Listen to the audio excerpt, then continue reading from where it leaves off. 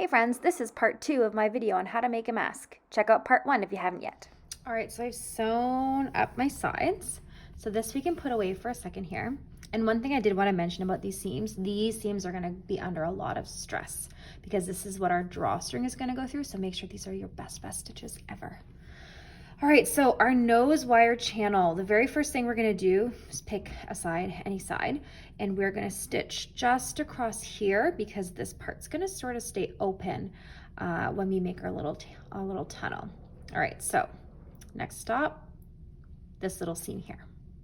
Okay, so I stitched across one edge of my nose wire channel and I'm ready to attach it to my mask. So look at your mask, look at the outside fabric, decide which is going to be the top.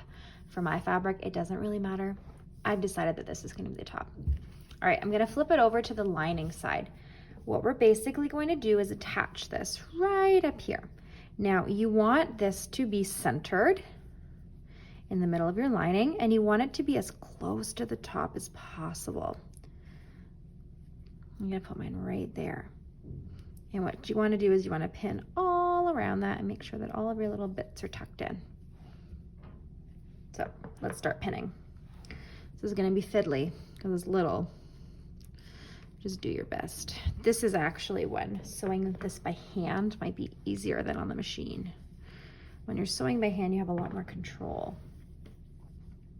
Still going to do it on the machine though because I want to go fast. All right. Got some pins and I'm actually going to put in a couple, go on the other direction.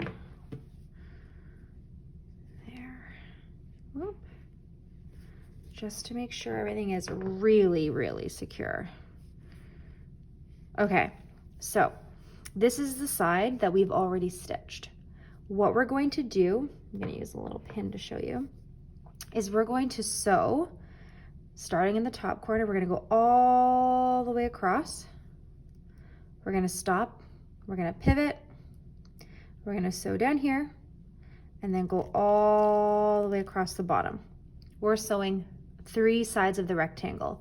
We want to leave this side open because this is where we're going to shove that pipe cleaner in.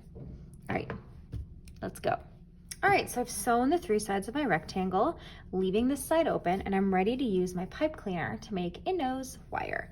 So what I'm going to do is I'm going to hold it up against my channel and I'm going to fold it just a little bit shorter than my channel is. You don't want it to stick out. And I'm going to use my paper scissors, not my fabric scissors, to trim it. You want to have one end that's folded and the other end with the pointy ends, because if you try to stick pointy ends in, they're not going to go into the fabric. We're going to just put this in this side and we're going to just push it in. Push it all the way in so those pointy ends aren't going to poke you. So now you have a wire to form to your nose. Our very last step is doing the ear loops. As I mentioned before, there are 2 different ways you can do this. You can do loops that go around your ear individually, or you can do one big loop that kind of goes around your head. I feel like you have a pretty good idea how you would do the ear loops, so I'm going to show you how to do my preferred method, which is the one that kind of goes around the back of your head. If you don't have much experience stringing a drawstring through a casing, I recommend that you go look at my drawstring bag video because it'll show you some tips on how to make this a little bit easier. But what I'm going to use today is a safety pin, and I've pinned it to the end of my yarn that I made out of an old t-shirt.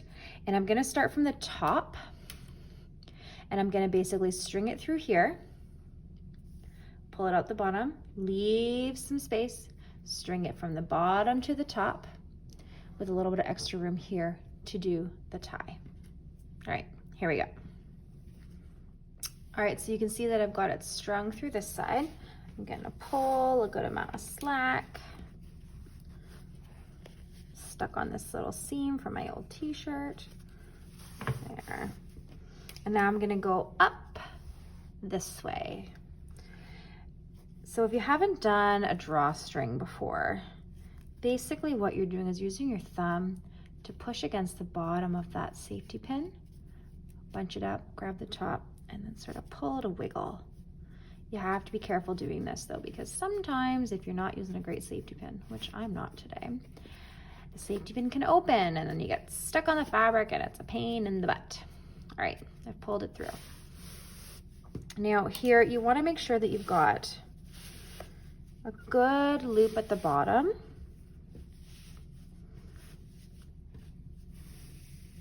And a good amount at the top to tie it. All right, so I'm gonna unpin this. And I'm gonna trim this. And we are done. There you go. You made a mask.